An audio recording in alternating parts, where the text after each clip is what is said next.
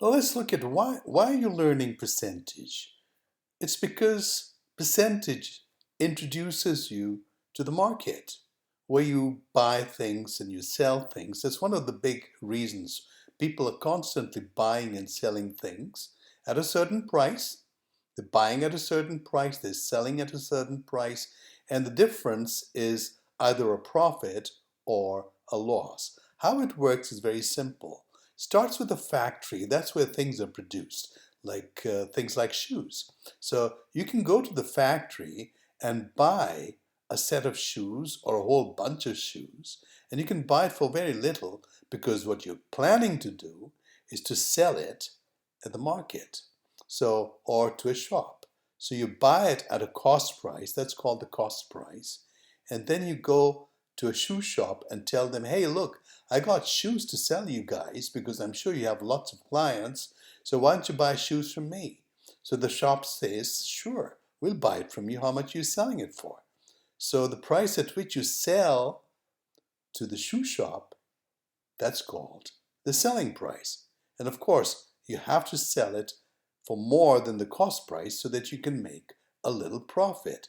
So the difference between the selling price and the cost price will be a profit because the selling price is always more than the cost price. So that difference gives you a profit.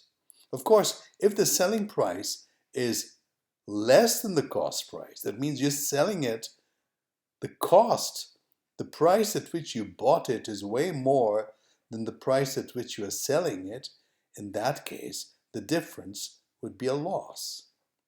Obviously, you're not making any money. If you buy something for $5 and you sell it for just $2, you just lost $3. So that's the whole idea of profit and loss and how they're made. So it's the same thing as not just a factory, but in farms. Fruits. The farmer plants the seed. It takes time for the seed to grow. He's got to water it. He's got to make sure the trees don't catch any disease. And then the apples or whatever, the fruits all have to be picked up by workers in a farm. Those people put them inside trucks, they pack them, and finally the trucks are taken to the store or the shop where the farmer sells the apples. So all this costs a lot of money to produce the apples in the end. So the farmer sells it at a slightly higher price so that he can make a profit.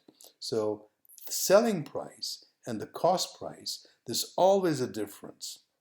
And the buyer will buy it at the selling price from the farmer, not at the cost price, because that's the money that went out the farmer's pockets. He had to spend all this to be able to produce apples for you to buy.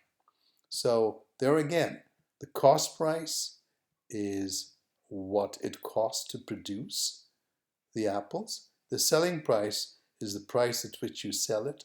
So it costs him $10 a barrel, and he's selling it at $12.50 a barrel. Then he made a profit of the selling price minus the cost price, which is $2.50 a barrel. That's his profit. So that's how it works. So you imagine you're the business person. You're doing the business, right? You do the buying, you do the selling. So you can buy a whole bunch of computers.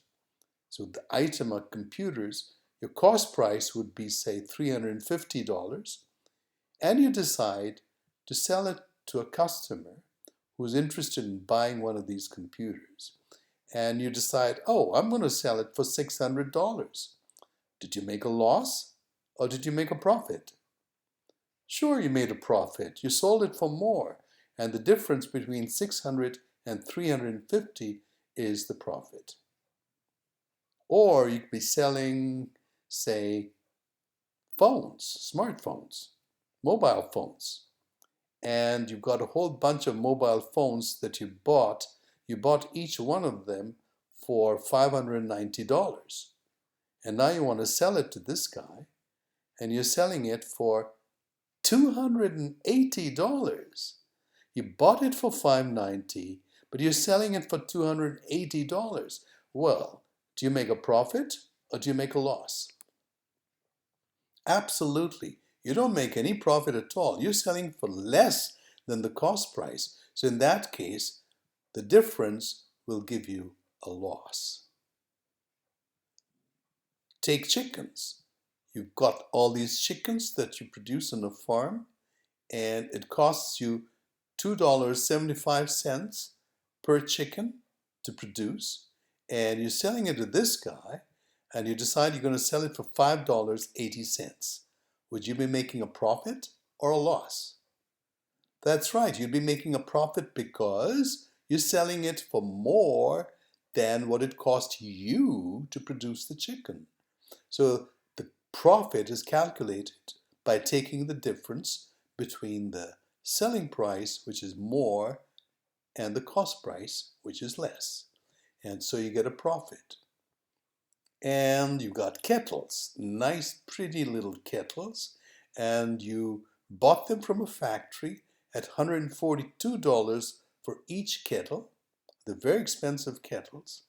And then you decide to sell it to this guy, who happens to be a good friend of yours, for just $80. You bought them for $142, you sell them for $80.